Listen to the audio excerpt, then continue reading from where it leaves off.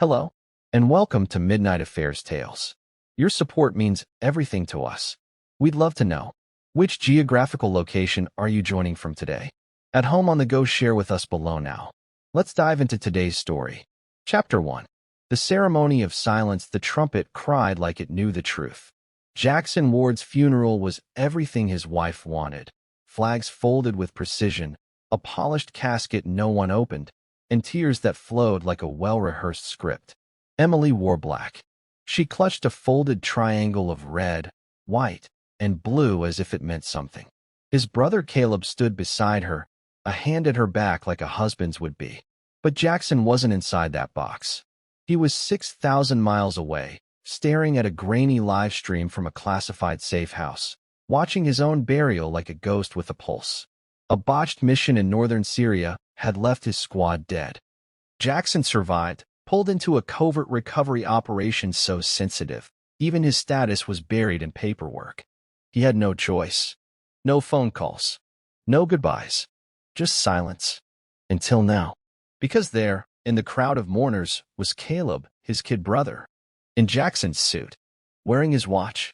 And Emily smiled at him. It wasn't the smile of grief. It was something colder, like satisfaction. Jackson leaned forward, his fists tightening as the feed zoomed in. Her hand wasn't shaking. Her mascara didn't smear. She looked beautiful, controlled, posed. He knew Emily. Knew her better than anyone. She cried during commercials. Sobbed when a neighbor's dog died. But here, she looked like she'd won something. Why wasn't she falling apart? Why was Caleb standing so close? And why, in God's name? Was Jackson starting to feel like the only one who didn't know he died? Hey everyone, we just crossed 4,000 subscribers on Midnight Affairs Tales. I seriously can't thank you enough for all the love and support. Your love for deep, emotional, and shocking stories is what made this channel what it is today. Now, I've started something new. It's called Betrayal Stories Lab. It's where I'll be sharing even crazier stories, full of betrayal, twists you won't see coming, and endings you won't forget. If you've liked the stories so far, I'd love for you to check out the new channel. The link's in the description. Just one tap and you're there. Let's build this one together. First goal, 1,000 subscribers. And hey, if a story hits you hard, share it. You never know who needs it. Thanks for always being here. Let's get back to the story. 2 months later, Jackson adjusted the brim of his hat and stepped off the Greyhound bus like any other stranger rolling into Denver. Bearded now, 30 pounds leaner, worn boots, borrowed jacket, and a name that wasn't his. Nobody blinked. He liked it that way. The taxi dropped him off 2 streets over from the address he memorized. A white townhouse with blue shutters, a wreath on the door, and a Jeep in the driveway. His old Jeep, now with a his and hers decal on the window. Through the blinds, he saw her. Emily, laughing, wine in hand, hair curled, comfortable. She leaned over a couch to kiss someone. Not just anyone. Caleb. Jackson didn't flinch. Not when they kissed. Not when Caleb wrapped an arm around her waist and whispered something in her ear that made her laugh. Instead, he pulled out a disposable phone and took a photo. Then another. Then a short video. The last time he saw them together, Caleb had called him hero. Emily said, "I'll wait forever." Forever lasted 13 months. He stepped back from the window before they saw the shadow, walked to the corner, sat on a bench like a man catching his breath, and smiled. It wasn't a happy smile. It was the kind you make when the storm finally hits land. "They moved on," he said aloud, "just once. Now it's my turn."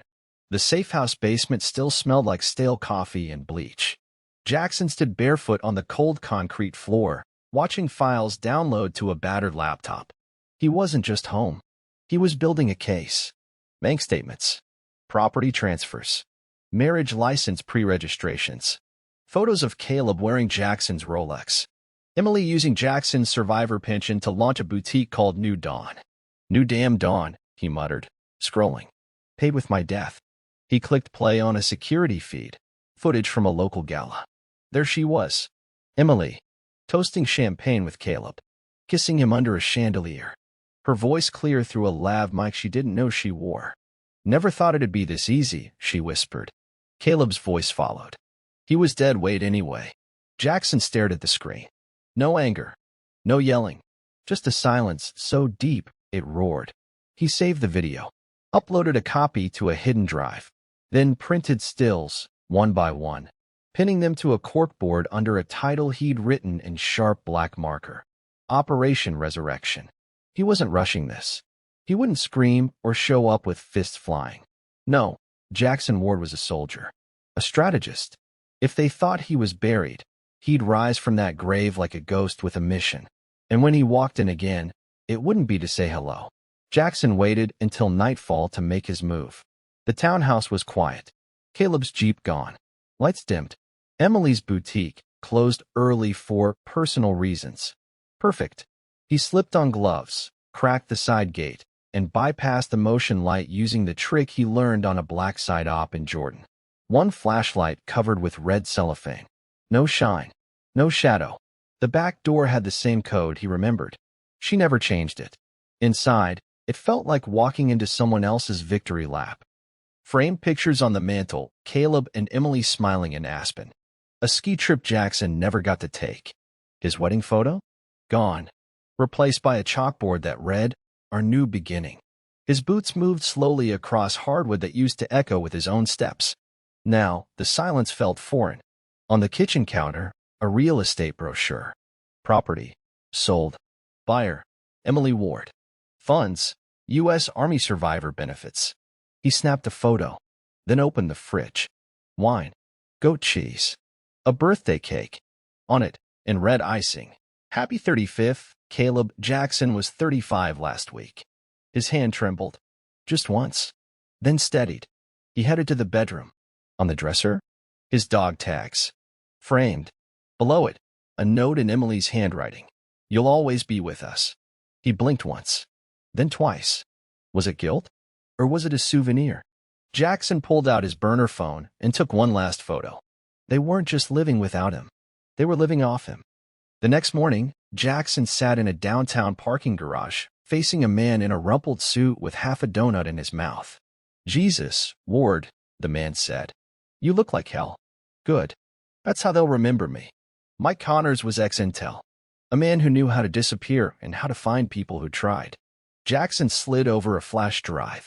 "Everything I've gathered." Mike scrolled through it. His eyes narrowed. "Is this Emily filing PTSD reports in your name?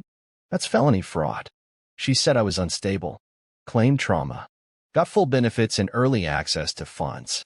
And this Caleb guy, he accessed your restricted file from a DD terminal? 2 weeks before my death was announced." Mike let out a low whistle. This is some next-level betrayal. Jackson didn't speak. He just handed him a second envelope. "What's this?" "The wedding license application." Mike skimmed it. Paused. "Ward, they're getting married in less than 2 weeks." Jackson nodded. Mike looked up. "You want to crash it?" "I want the truth to walk in before I do." The boutique smelled like lilacs and betrayal.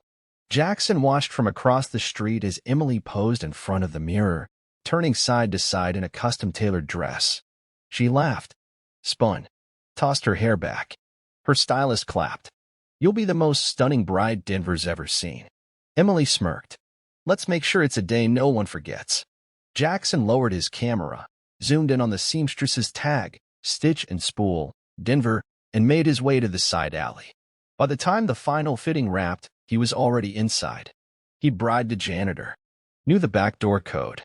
He stood still behind a row of mannequins as Emily left, chatting about floral arrangements. Her heels echoed past him, click, click, click. He waited, breathed, then emerged. The seamstress returned moments later to collect the dress. She jumped when she saw him. Jackson pulled off his cap. "I need a favor." Her eyes darted to the door. "Sir, you can't be here. I'll pay double your fee." "For what?" He stepped forward, placed a folded military badge in her palm. "Just stitch this inside the hem. No questions. No name." "Why?" Jackson stared into her eyes. "So when she walks down that aisle, she carries the man she buried alive." The gala was invitation only. Jackson didn't have one. He didn't need it. A tailored suit, a forged name tag, Logan Whitmore, DC Defense Fund, and the confidence of a man who belonged there got him past the door. The venue was a glass-walled rooftop overlooking the Denver skyline. buzzing with politicians, donors, and people who wore patriotism like fashion. Emily floated among them like a woman reborn. Silk dress. Perfect posture. A hand lightly wrapped around Caleb's bicep like it belonged there. She was smiling wide, but Jackson knew her real smile. This one was performative, hollow, calculated. He moved through the crowd slowly, carefully. A champagne flute in hand he never touched. Eyes tracking, absorbing. At the bar, he saw her lean in close to a group of donors. He served well, she said. But war changes people. I had to rebuild for my sake. For our son. The man nodded solemnly. You're very brave. Jackson's jaw clenched. He turned slightly, camera in his breast pocket recording everything. A beat later, Caleb returned from the other side of the room. He wrapped an arm around Emily and whispered something. She laughed. It wasn't sweet, it was sharp. Dead men don't come back, she whispered. Jackson's chest tightened. A server brushed past, breaking the moment. He turned to leave, but paused. A large touchscreen monitor near the stage displayed a slideshow of honored veterans. Photo after photo flashed. Until his. Jackson Ward. Deceased. 2004 to 2022. He stood still, just for a second, watching strangers toast to his ghost. Then he walked out, but not before leaving an envelope on the donation table. Inside was a thumb drive labeled, "You missed a ghost." The storage unit was colder than he remembered. Jackson closed the steel door behind him, flashlight beam cutting through dust and time. Stacked boxes lined the walls, old uniforms, photos, and a duffel bag that still smelled like sand and sweat. He opened the box labeled, Emily. Letters. Stacks of envelopes, unopened. Postmarked from Syria, Iraq, Qatar, 2019 through 2021. Every single one, unsealed. He picked up one. The handwriting was as sharp, confident, steady. M, if you're reading this, I'm alive. If not in body, then in fight. I still see your face in every patrol. I still hear your voice when it's quiet. He stopped reading. Beside the letters sat a shoebox labeled Returns. Inside, everything he ever gave her. A necklace, their first apartment's key, a faded photo of them at Pikes Peak. All tossed like expired memories. A slip of paper sat on top. Not needed anymore. He didn't cry. He just stared. The woman who once clung to his every breath had written him off like overdue mail. He reached into the duffel, pulled out an old Polaroid. The two of them, muddy from a hike, laughing, soaked from rain. It had always been raining when things were real. Now, it was bone dry. Jackson folded one of the letters, slipped it into a manila envelope, labeled it, to Jace. Someday, he'd lost his wife, but maybe the boy still deserved to know who his father really was. It was after midnight when Jackson returned to the neighborhood. The lights in the townhouse were off, the Jeep still in the driveway. He moved like vapor, hood up, gloves on, body pressed low to the ground as he approached the back door. Same code, same soundless entry. Inside, everything looked untouched from his last visit, except for one thing. On the wall beside the staircase, a massive canvas print of Caleb and Emily in matching denim, smiling under a welcome home banner. Jackson froze. It was his banner. He recognized the exact one from his last deployment. They had repurposed it. Mockery disguised as sentiment. He walked upstairs. The master bedroom smelled like her perfume, lilac and vanilla. He opened the closet. Caleb's suits now filled the space. His military coat, boxed and forgotten, sat on the shelf above with a post-it, "Do not throw out." Might need it for display. He stared at it. Might need it for display. He turned slowly, touched the fabric, then shut the closet. In the guest room, his old office, he found a box of keepsakes labeled JW. Inside, letters, his medals, newspaper clippings from his first deployment. And on top, a note from Caleb. "We'll keep him alive, just enough to make the story worth something." Jackson took the whole box, walked out with it tucked under his arm. He didn't look back. He didn't need to. That house wasn't haunted by his memory. It was feeding off it. Jackson sat alone at a cheap motel desk, the TV playing low in the background. Static washed over a rerun of NCIS, but he wasn't watching. His focus was the corkboard on the wall cluttered with printouts, red strings, and photos of Emily and Caleb taken over the last 3 weeks. He pinned the latest image. Emily laughing at a tasting appointment. Caleb checking his watch at a jewelry store. Every move documented. Every shift in routine mapped. There was no room for anger anymore. Just purpose. He took a deep breath. Picked up a photograph. Emily standing in front of her boutique, mid-conversation with a man in uniform. A closer look confirmed it. Her new consultant was a Colonel Jackson, once reported to retired now, but still tied to a DC weapons contract. Connections. He flipped to the bank statements. Matching deposits. Small, frequent, consultation fees. Not fraud. Laundering. Jackson leaned back in his chair, knuckles pressed together, jaw locked. Then he dialed. Yeah. A voice answered after 2 rings. It's Ward, he said. I've got something for you. He emailed the files seconds later. The response came with pause. Jesus. This isn't just a love triangle, Jack. This is career-ending material. I'm counting on it. He hung up. Silence returned. Jackson reached over and grabbed the badge Emily had framed, his old unit insignia. He turned it over. Scratched something into the back with his knife. I see everything. Then, without hesitation, he packed his bag. It was time to step into the open, not as a ghost, but as the man they tried to bury. The bell above the flower shop chimed softly as Jackson stepped inside. The air smelled of roses and eucalyptus, a perfume of celebration. Hi there. The young woman behind the counter smiled. You looking for a custom order? Jackson returned her smile, calm and casual. Actually, I'm picking up a sample for a friend's wedding. I believe the groom's name is Caleb Ward. She tapped a few keys, then nodded. Yep, that's the one. Big order for next week, floral walls, aisle sprays, custom petals. Real romantic stuff. Sounds expensive. She chuckled. Definitely is. He leaned closer, voice steady. Did he say anything specific about the wedding? Something memorable? The girl hesitated. He was on the phone during the mock-up. Told someone. Make it look like royalty. She deserves this. He never did. Jackson froze for half a beat. Anything else? She chewed her lip. He laughed when I said, true love always wins. He said, yeah, especially when the other guy's in a box. Jackson nodded. Can I leave a message? He asked. She handed him a note card. He wrote 3 words. Graves don't stay closed. Folded it. Handed it back. For Caleb. At pickup. Then he walked out, the bell chiming behind him. She stood holding the message a long time after the door shut, something in the man's eyes sticking to her skin like cold wind. Emily sat cross-legged on the boutique's velvet couch, flipping through RSVP cards and sipping her 3rd glass of wine. Another note from DC, she muttered. Cowards. Caleb, across the room, scrolled his phone. Doesn't matter. We've got a full house. And once the deal finalizes with Colonel Banks, we're set. Emily grinned. After the honeymoon, I'm changing the boutique's name. Fresh start. Caleb raised his glass. To the new Mrs. Ward. Clink. Outside, a manila envelope slid through the boutique mail slot. The intern retrieved it. Oh, this just came. No return address. Another vendor invoice? Emily asked, distracted. No, it's addressed to both of you. She opened it slowly. Inside, documents. Legal documents.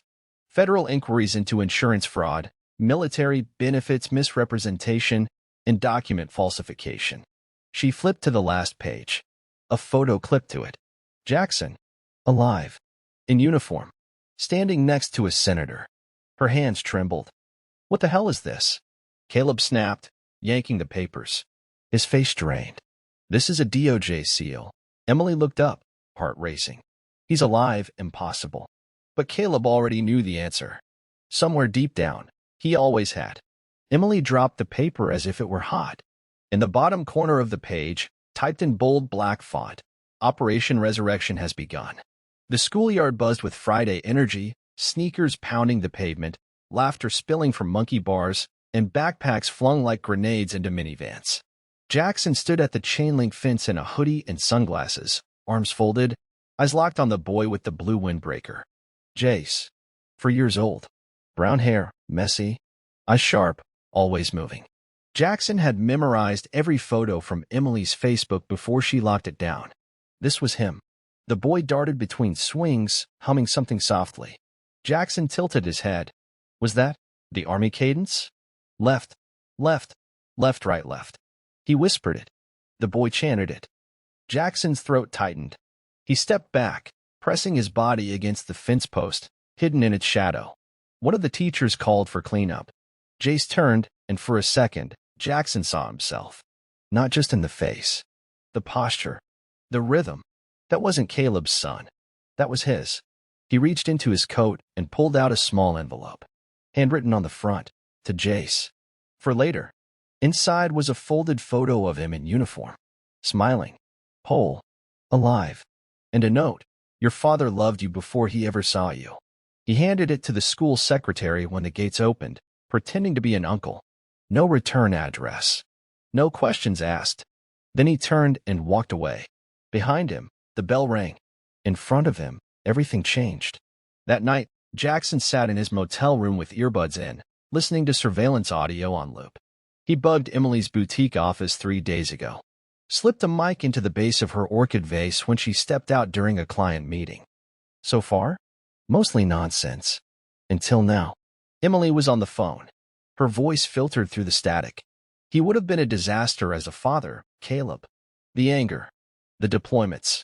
You're better for him. For both of us. Jackson froze. You're more patient. You listen.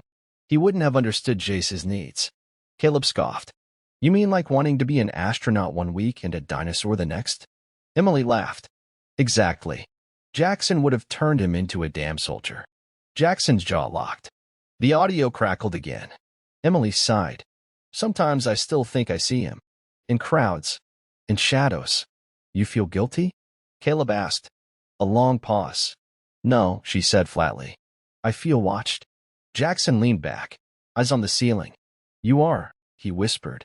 Emily stood in the back room of her boutique, going over invoices, when her phone buzzed. Blocked number. She ignored it. Buzz. Again. Same number. She sighed and answered, annoyed. Hello. Silence. Then a voice. Deep. Calm. Familiar. You lied to the government, Emily. To me. To Jace. She froze. Who is this? You already know. Click. The line went dead. She dropped the phone. It cracked on the tile. The front door chimed. A client? She rushed out, nobody there. On the counter sat a small white box wrapped in a satin ribbon. Hands shaking, she opened it. Inside was a single military medal. His. And a note. He's watching. He's waiting. He's not dead. She stumbled back, knocking over a mannequin. Her phone buzzed again. This time a text. Photo, her house. Photo, her boutique. Photo, Jace at school. Message, resurrection isn't just for saints. She dropped to her knees, breathing fast. It had begun. And this time, Jackson wasn't playing a soldier. He was playing God. The back alley behind Stitch and Spool was quiet. Only the occasional rattle of a loose gutter and the dull hum of a nearby street lamp. Jackson waited exactly 8 minutes after closing. The seamstress emerged, locking up, humming softly. She jumped when she saw him in the shadows. It's done, he asked. She nodded, hesitating. You sure about this? Jackson stepped into the light. His face worn, voice calm. Did you stitch it in? She swallowed. Yes. Inside the lining. Just like you said. Right above the hem. He handed her an envelope. She didn't open it. Just stared. Who are you really? I'm the man she buried, he said, turning away. She called after him. What's going to happen at that wedding? He stopped. Truth. And after that? Jackson glanced at her over his shoulder. Closure. Then he disappeared into the night like a name whispered at a funeral. The bakery was upscale, the kind that charged $500 just to sketch a concept. Jackson walked in posing as a courier from the event planning company. New jacket. Fake badge. Calm smile. Picking up the preliminary tier for Ward, Morgan, he told the clerk. The woman behind the counter nodded and handed him a decorative sample box. Be careful, fondant's fresh. Jackson walked out with it like it was fragile gold. He didn't care about the cake. He cared about the tablet taped under the delivery tray. an active audio transmitter. The next morning, the same box would be picked up and delivered for the tasting appointment. Jackson sat in his car across the street, laptop open, earbuds in. He heard everything. Caleb's voice. She said no raspberry. I don't care. I want it. This day's gonna be about me too. Emily, don't start this again. Hushed argument. Sharp tones. Frustration. Then her voice turned low. I'm already dealing with enough. The letters. The photos. The metal. Jackson leaned closer. You think it's a prank? Caleb asked. Emily hesitated. I think it's him. A pause. Then he's dead. I saw him once. In a crowd. I think he saw Jace. You're losing it. She didn't respond. Jackson smiled coldly, watching their voices on the waveform spike. No, she wasn't losing it. She was finally starting to see. Caleb parked his Jeep at the jeweler downtown, threw on his aviators, and strutted in like a man who already had everything. Jackson watched from across the street, seated at a bench, camera around his neck like any casual tourist. Through the window, he saw Caleb nod confidently, lean on the glass case, point. Jackson stood and crossed the street casually, timing the door perfectly so that it caught before it fully shut. He slipped inside. Caleb had already disappeared into the back. Jackson approached the clerk. Hey, sorry, I think I dropped something here earlier. Mind if I check that display? The woman blinked, unsure. Are you with the other gentleman? Yeah, Jackson said smoothly. We're co-planning. I'm the surprise element. She smiled, stepped aside. There it was, the ring box. Jackson opened it.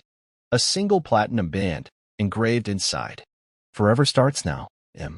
He stared at it for a moment, then pulled a small object from his coat, a razor-thin NFC tag, like a security sticker. He slid it under the velvet of the ring box with surgeon precision. Tracking active. If Caleb carried that box into the wedding, Jackson would know exactly where to be and exactly when.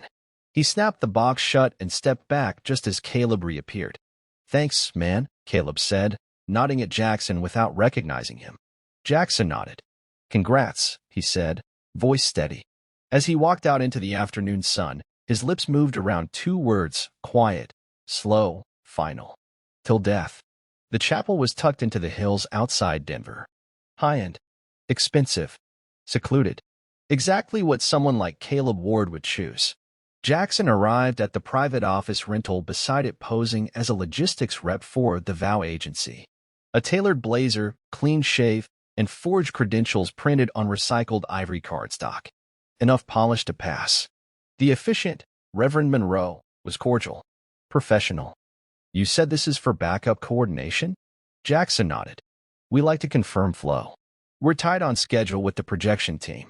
So you'll want the AV access? That and a quiet moment with the projector tech. He smiled. It was the kind of smile that opened doors and closed investigations. Monroe handed over a folder. Bride's video will roll just before vows. A little tribute. Jackson took the folder, then slipped something else inside when the preacher wasn't looking. A sealed USB. No label. No questions. He returned it to the desk. And this is... Jackson's voice was even. In case of emergencies. Later that night, Reverend Monroe would open the file, curious. The first image? Emily, in a silk robe, whispering over wine. Dead men don't come back. Then, bank statements. Voice recordings. The whisper of betrayal. By the time the reel ended, Monroe wasn't sure who the groom was anymore, but he was certain who wasn't invited. The bar Caleb chose was predictable, loud, upscale, filled with glass and noise. Jackson sat 3 booths back, a ball cap pulled low, earbuds in. His mic planted in the sleeve of the groom's tux days earlier, fed him everything. Caleb was drunk. Not sloppy, but cocky. So she said no to the raspberry cake again, he laughed. Guess she forgot who's signing the checks. Laughter. Glasses clinked. Jackson leaned in, volume up. You're not nervous? A groomsman asked. Nervous? I stole the guy's life. He won't be at the altar. More laughter. Then someone joked, unless he faked his death and shows up like a zombie. Caleb chuckled. Then he can sit and watch me marry his wife and raise his kid. Silence followed that one. Uneasy. Too real. Jackson watched the waveform spike, listened to every awkward chuckle, every shift in tone. One of the groomsmen muttered, "You sure that metal wasn't planted?" Caleb swore. It was a prank. There's no way he's alive. Jackson smiled in the dark. He wasn't just alive. He was in the room. 5 days left. Emily adjusted her veil in the boutique's mirror, eyes tired, voice clipped. "This dress doesn't feel right." The assistant looked confused. "You said it was perfect last week." "I don't know. Maybe I've lost weight." She hadn't. But something was tightening. Across town, Jackson was in motion. He walked the chapel grounds as a landscaper's assistant, clipboard in hand. No one questioned him. He mapped out the garden exits, checked power cables for the speakers, and marked where the camera crew would stand. He already knew where he'd enter. He just wanted to test the angles. At night, he returned to his motel. Monitors glowing. Audio feeds open. Emily cried over the phone to her mother. "I keep thinking I see him." He was in the background of a photo. "I swear it." Her mom's voice was quiet. "Maybe it's stress. Cold feet." "I'm not cold," she whispered. "I'm haunted." Jackson turned up the volume. "You know what the worst part is?" she asked. "What?" "He'd never do what I did. Not even once." Jackson closed his laptop slowly. The silence in the room pressed in. She was right. He would have died for her. But now? He was going to make her live with the truth. The post office smelled like old paper and dusted floor tiles. Jackson stepped in wearing a flannel and cap, blending in with midweek mail traffic. He carried a flat brown envelope, hand-addressed in neat black ink, to Jace Morgan, for when he's older. No sender, no stamp, just dropped in the box that handled special school deliveries. Inside the envelope, a copy of the DNA report. A folded photo of Jackson holding Jace as a baby, cropped from the original, never shared online. A letter. "Jace, your mom may tell you I was unstable. Angry. Broken. Truth is, I was broken after. Not because I went to war, but because I came home to find out you were gone before I ever held you. You're not my secret. You're my reason. Ask questions when you're ready. Your real father is waiting with answers." He sealed it, pressed the flap down hard. As he walked away, he looked back just once, watching the bin close. He wasn't doing this for revenge anymore. He was doing it for legacy. 3 days before the wedding, Jackson crouched beneath the chapel's main console, dressed in a maintenance vest, plugging wires with quiet precision. The tech crew had gone for lunch. He had 20 minutes. His flash drive slipped easily into the AV port. The files loaded, silent, fast. He tested the embedded trigger sync to Reverend Monroe's remote. One tap, and the tribute slideshow would switch to the truth. He didn't flinch. He didn't doubt. Every frame in that folder had been curated to cut, not just expose. Emily laughing with Caleb. Caleb transferring funds from a military account. A clip of Caleb's voice. "I stole the guy's life." Over it all, a faint heartbeat sound. The pulse of someone you thought was gone. Jackson ran the sequence twice. Clean. No glitches. He slid the drive behind the panel, magnetized to the frame. On his way out, he passed a row of floral boxes stacked near the altar. One had a card attached. To Caleb and Emily. "May your love bloom forever." War to Vince. Jackson smirked. He never started a war without knowing where every flower was planted. The sun cracked the horizon in soft gold, stretching long shadows over the edge of the hills. Jackson stood on the chapel ridge in full silhouette, hood down, eyes locked on the building below. Inside, staff moved like ants, chairs aligned, napkins folded, champagne uncorked. Down there, they were building a fantasy. Up here, he was preparing the truth. He pulled a leather pouch from his coat, his wedding band still inside. The real one. The one Emily gave him when she swore forever under Colorado skies. He held it for a moment, then tossed it. It landed in the brush with a soft clink. Behind him, the wind picked up. This was the calm before impact. His voice was low, steady, almost like prayer. "You gave me silence, Em. Let's see how you like the sound of me coming back." The chapel was a portrait of perfection. Glass faces glinted in the morning light. The aisle gleamed like a runway. Guests whispered behind manicured hands as the quartet played softly in the background. At the altar, Caleb adjusted his cufflinks. Nervous, but trying not to show it, he smiled at the crowd. Every eye was on him. Every eye, but one. From the back row, a man stood in uniform. No one noticed at first, not until the first note of the processional hit. Then the doors opened and Emily stood in the doorway, stunning, composed, until she saw him. Her breath caught. Her heels paused. Whispers rippled through the room.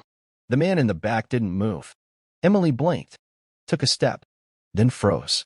Caleb turned, confused. What's wrong?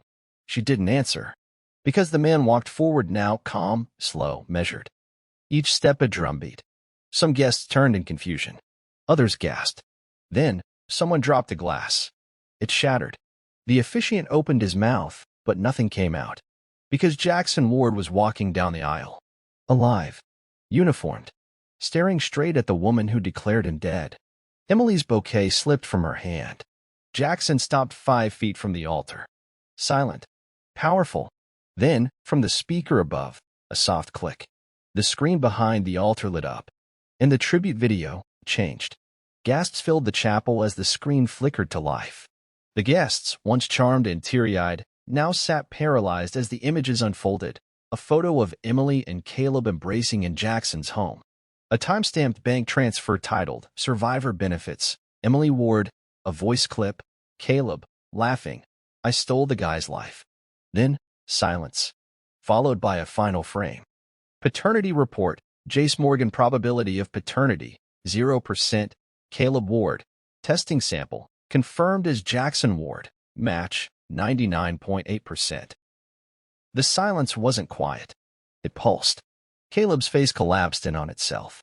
Emily looked like she'd been shot. Someone in the back whispered, "Oh my God, it's his kid?" The officiant stepped back, holding the Bible like a shield. Jackson didn't blink. He simply turned, addressed the guests, and said the first words since he entered, "I wanted you all here to see the truth, because lies die in darkness. But I'm still standing." He faced Emily. "You had a choice. You chose him. You built a kingdom on my grave." Then to Caleb, "You're not even the king. You're the placeholder." He walked back down the aisle as silence devoured the room. He didn't slam the door behind him. He let the truth echo louder than any exit. The chapel was chaos. The wedding never resumed. Guests dispersed in stunned silence. Emily stood alone in the bride's room, her veil on the floor, dress wrinkled from where her knees hit the carpet. Caleb was gone. He hadn't said a word after the reveal. Just walked out, pale, jaw clenched. And Jackson? He sat in the parking lot of Jace's school, engine off. He hadn't gone home. He had no home to return to. He watched as Jace's class walked out in a line, paper flags in hand for Patriot Week. The teacher paused, called out, "Jace." The boy turned. Jackson stepped from his car, slowly. He didn't approach, just waited. Jace looked at him, curious, not afraid. Jackson raised one hand. A slow, steady wave. Jace tilted his head, then waved back. No words, no explanations, just a connection. Then Jackson turned and walked away. His war wasn't over, but something real had started. And this time, he wouldn't be buried again. Local station. Quiet studio. Early morning slot. Jackson sat across from the anchor, posture controlled, uniform sharp, medals glinting under studio lights. His voice was calm. His words measured. "I never asked for this spotlight. But the silence protected people who shouldn't be protected." The anchor leaned in. "You're saying your wife and your brother committed coordinated fraud while you were presumed dead?" "Yes. And I have the evidence, which I've turned over to federal authorities." The producer's eyes widened behind the camera. The phones were already lighting up. Jackson reached into his coat and placed a folder on the table. Military files, insurance records, voice recordings, DNA results. The anchor blinked. "And your son?" He hesitated. "My blood, my responsibility. That hasn't changed. But he's not my weapon." The screen cut to a clip, the viral footage from the wedding. The walk, the reveal, the silence. Jackson looked into the camera. "To the service members watching, protect your legacy. To the liars watching, your time is limited." The broadcast went viral before it even ended. And by sunset, it was no longer just a family scandal. It was national. Emily's phone wouldn't stop buzzing. Calls, messages, tags. A swarm of comments on the boutique's Instagram, now flooded with screenshots from the broadcast. You stole from a hero? That child deserves better. Ward's widow? You really named it that. She sat in her office, lights off, hair tied in a loose bun, the glow of her screen casting shadows on her pale face. A sharp knock. She jumped. The door opened. A man in a dark suit stepped in. Emily Morgan? She blinked. I'm with the Office of Federal Claims. He handed her a letter, official stamp, thick paper. Due to the investigation into military benefits fraud, we're issuing a temporary freeze on your business assets. Please gather anything you need. This location will be locked by end of day. He left without another word. Emily stared down at the letter. The empire she built on a dead man's name crumbled. And this time, there was no Caleb to lean on. Because Caleb hadn't answered her texts in 2 days. She was alone, and the ghosts she thought were gone. They were running the show now. Caleb drove without direction, hands tight on the wheel, jaw locked, eyes red from sleepless nights. He hadn't gone home. Couldn't. Paparazzi camped outside his apartment. Reporters at every gym, every bar he ever bragged in. He'd lost his defense contract deal. His bank called about suspicious funds. His LinkedIn profile was pulled offline by his own employer. He parked on the edge of a quiet park and stared into space. Until his phone lit up. A private number. He answered on instinct. A voice he knew. A voice that didn't belong on the other end of a call. Tell me, Caleb, how does it feel to lose a life you never earned? Jackson's voice was calm. Steady. Caleb's knuckles whitened. You don't know what she told me. I know what she didn't. Jackson cut in. She didn't tell you I was watching, or that I forgave you the first time, before you chose to keep going. Silence. Jackson spoke again. Softer. Run if you want. Hide. But everything's been sent to federal prosecutors. You're not on a leash anymore. You're in a cage. You just haven't noticed. Click. Call ended. Caleb stared at his phone. The bars flickered. No signal. No escape. 2 federal agents knocked just after sunrise. Emily opened the door in a silk robe, mascara still smudged from the night before. She expected a reporter. Maybe an angry protester. Not badges. Emily Morgan? Yes. You're under investigation for fraudulent claims against the U.S. Department of Defense and identity-based benefit theft. She froze. The words hit like ice water down her spine. We have a warrant for your boutique, your personal residence, and access to all digital communications. Behind them, a third agent stepped forward, zippered bag in hand. This contains subpoenas for your business accountant, legal counsel, and former financial partner, Caleb Ward. Emily shook her head. Wait, no, Caleb wasn't. He didn't. He just... But the agents weren't listening. They were already cataloging her laptop, tagging files, photographing receipts.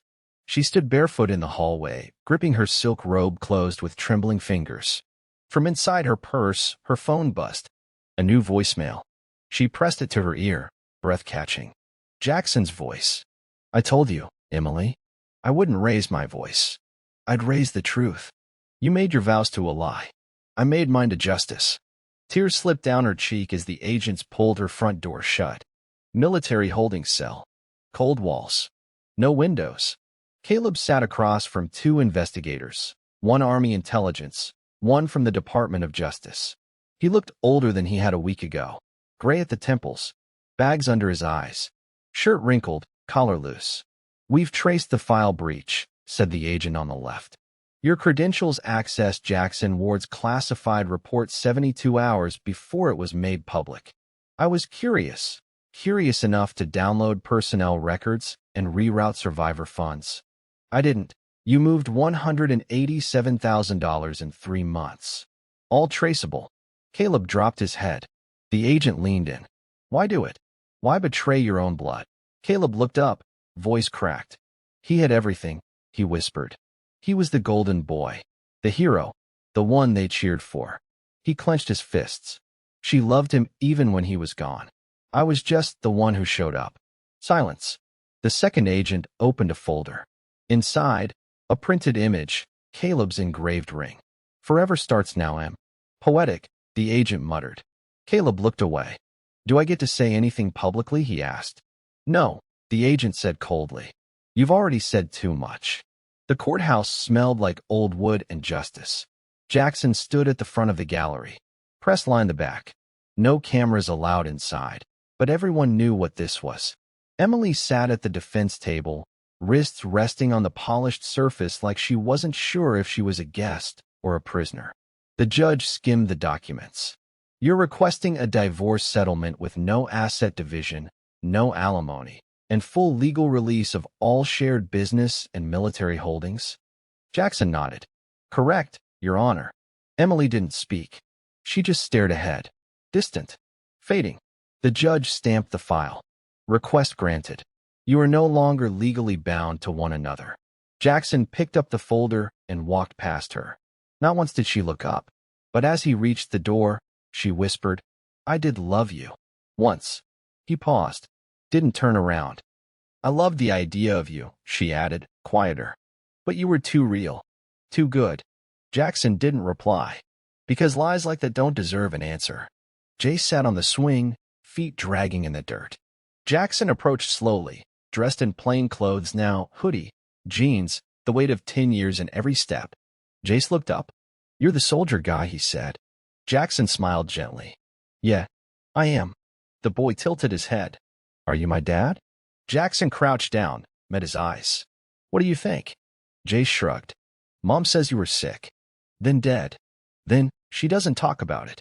Jackson reached into his pocket and pulled out a small box. Inside, a folded photo. Him holding a baby. Jace. And a coin. Military pressed. His own from deployment. This was the day I held you first, Jackson said. Even if you didn't remember.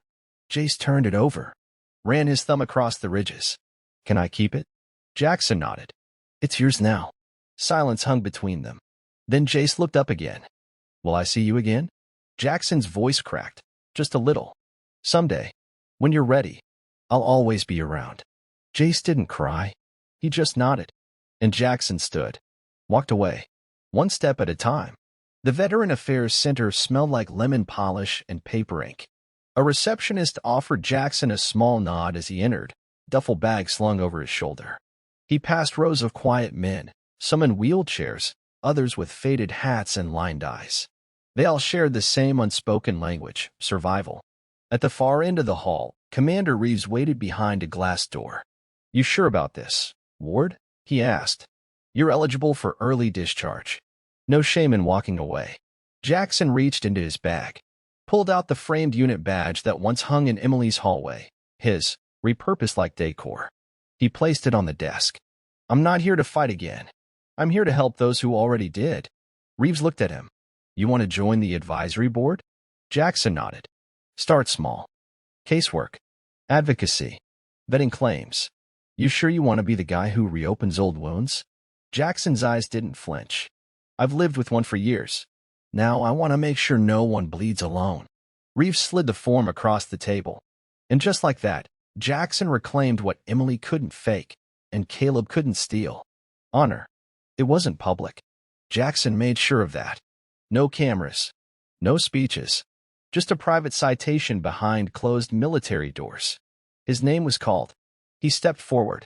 General Myers handed him the folded certificate.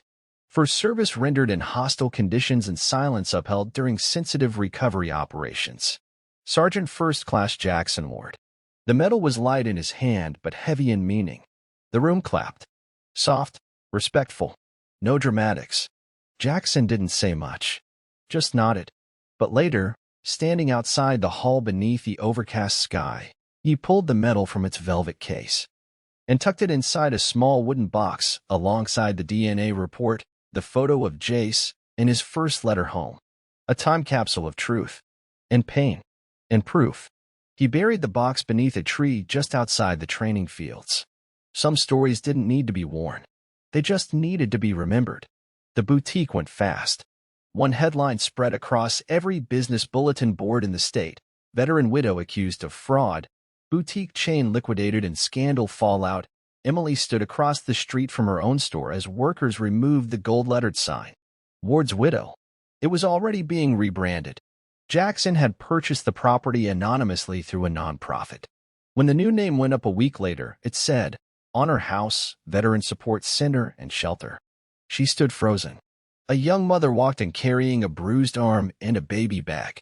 No one looked at Emily. No one offered sympathy. In a silent twist of irony, the store she built with a lie now protected those who lived truthfully. Legacy had shifted, and karma was under new management. Military court was swifter than civilian. Caleb's uniform was stripped, rank removed, pension canceled, dishonorable discharge. But it was the sentencing that landed the final blow. Convicted on multiple counts, unauthorized access to classified documents, financial theft, impersonation, and conspiracy. The judge's voice echoed, 32 years. No parole. He was led from the courtroom in shackles. His eyes scanned the gallery for someone to defend him, to catch his stare. No one met it. Not even Emily. She sat in the back, sunglasses on, jaw set like stone. They had played God with a soldier's death. Now they'd live with their own kind of ghost. Caleb mouthed something as he passed the press. A whisper, too soft to hear. Maybe it was regret. Maybe it was nothing. Either way, it no longer mattered. Jackson sat on the back porch of a small cabin nestled at the edge of a pine grove. No traffic. No sirens. Just birdsong and wind brushing through the trees like whispers. A worn wooden box rested on the table beside him. Inside, every letter he'd never sent, and one that just arrived. He turned the envelope in his hand. The return name was shaky, written in pencil. Jace Morgan, age 8. He opened it slowly, breath caught in his chest. Dear Jackson, Mom says I shouldn't write you, but I wanted to. Thank you for the coin. I carry it in my backpack. Sometimes, I tell people you were a hero. I don't know everything, but I know you're not gone. I hope we can talk more one day. Jace. Jackson read it twice, then a third time. He didn't cry, but something deep in his chest loosened. He folded the letter carefully, placed it back in the box. Then he picked up a pen and began writing on clean paper. Dear Jace, you're right. I'm not gone. I'm just finally coming back. The letter wasn't mailed yet, but the healing had started. And this time, it was two-way.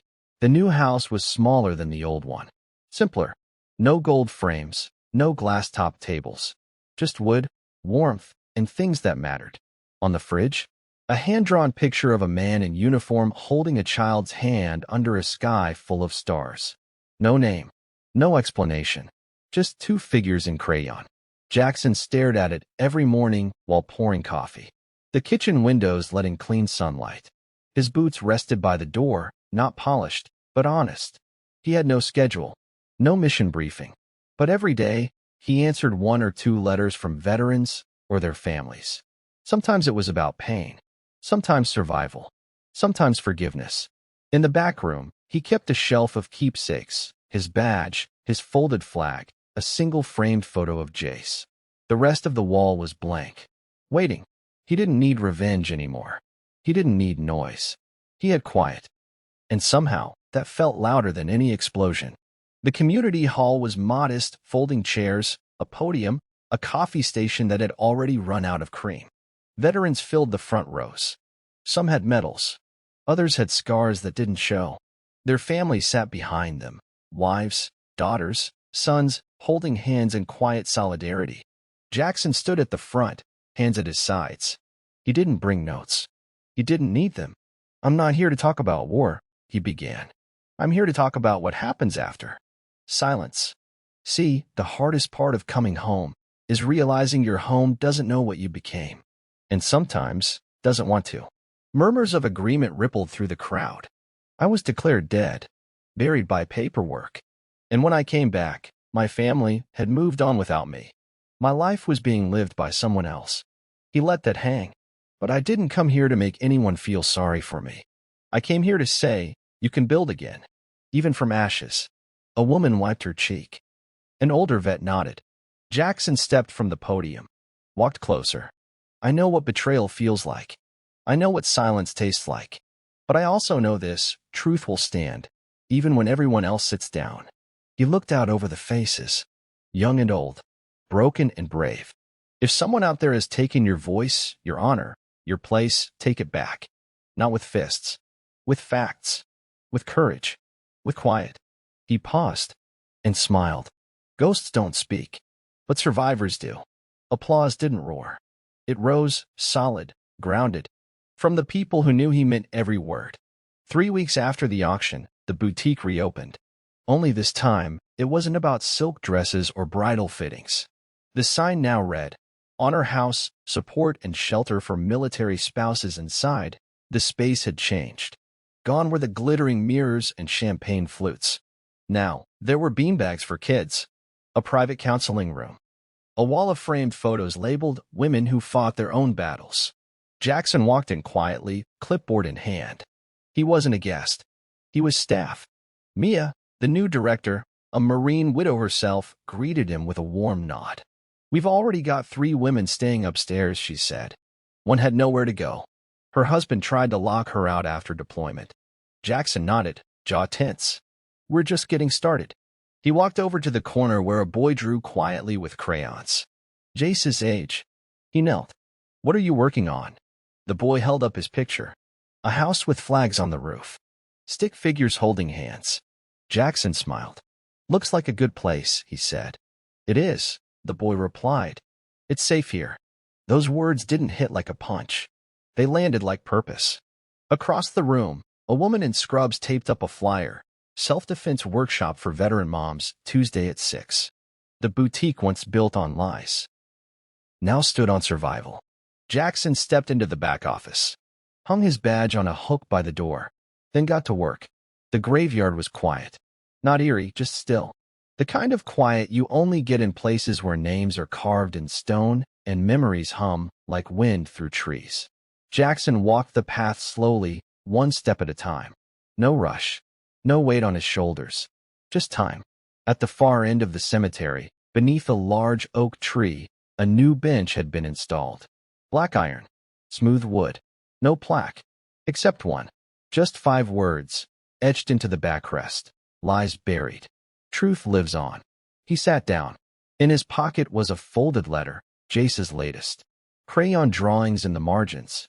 Stories about school, a new dog, a question about when they could go camping.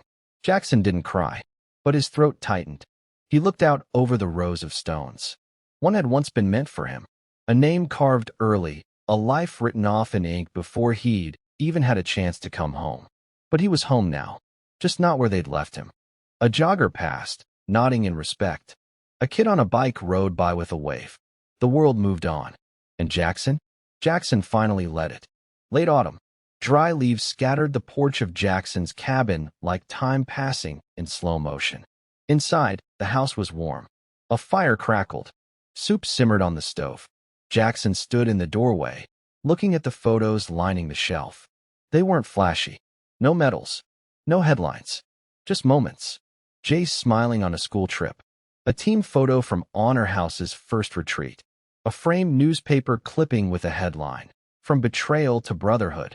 One man's legacy after war." He picked it up, stared at it for a moment, then placed it back gently. He stepped outside with a cup of coffee, the cold breeze brushing against his face. Above, the sky was soft and endless. A car pulled up slowly. Jay stepped out, now taller, older. He ran up the steps, hesitating just for a second. "Hey," he said. Jackson smiled. "Hey." No speeches, no violins, no dramatic monologues. Just 2 people, one path, finally walking it together. They sat side by side on the porch. Jace leaned in. "You think we'll ever camp in the Rockies?" Jackson looked out toward the horizon. "We already are," he said. And with that, the war was finally over. Jackson returned to the cemetery on a morning painted in silver fog. The grass was damp beneath his boots. The breeze was light but cold, whispering through the trees like voices from the past. He walked to a quiet corner, Section H, row 17. The same row his memorial had once stood. But today, something new stood there. A bench. Solid oak. Sanded edges. Metal legs anchored deep in the ground. No flowers. No plaque that screamed for pity. Just a small brass engraving on the backrest. "Lies buried. Truth lives." Jackson sat down slowly. He placed a folded note beneath the bench. Not for Emily. Not for Caleb. For no one specific, and for everyone like him. A note that said, If you're reading this, it means you're not invisible. You're not weak. You made it here. So did I. He sat there for a while, not thinking about war, not about betrayal, just sitting. He watched as an old man wheeled his chair down the path. A young girl in a JROTC hoodie pushed him gently forward. A dog barked in the distance. A flag flapped. And Jackson, for the first time in a long time, didn't feel like a ghost. He felt seen. A year later, the Honor House held its first community dinner. The lights were soft. The laughter was real. Veterans shared stories. Widows shared hope. Children played under paper lanterns like the world had never been cruel. Jackson stood near the back wall, arms crossed, smile easy. He wasn't the man in the headlines anymore. He was the man who stayed, who built, who chose restoration over ruin. Mia raised a toast at the front. To those who gave. To those who stayed standing after everyone thought they'd fall. And to the quiet kind of courage, the kind that never needs applause. Everyone clinked glasses. Jay sat in the front row now, a little older, holding the same coin Jackson gave him. This time, he didn't wave. He nodded, like a son acknowledging his father without words. After dessert, Jackson walked outside, leaned against the rail, watched the sky shift above the tree line. One woman approached him. "You never told your full story," she said. He looked at her. "I didn't need to," he replied. "They lived it." She nodded, then asked softly, "Do you ever wonder what would have happened if they hadn't betrayed you?" Jackson didn't answer right away. Instead, he looked back through the window, at the people now safe, at the mission now living, at the boy who would grow up never having to wonder if someone had his back. He smiled faintly and asked one question. "When we want to ask you, what would you do if you got your life back after everyone wrote you off? Would you burn it all down? Or would you build something that lasts?" We want to hear from you. Where are you watching this story from? Drop your location in the comments. What part of Jackson's story hit you hardest? Tell us below. And if this story moved you, hit that like button to honor the truth. Subscribe for more bold, raw stories that hit like real life. And turn on the bell, because next time, you might hear your story. This was Midnight Affairs Tales. Truth lives here. And ghosts don't stay silent.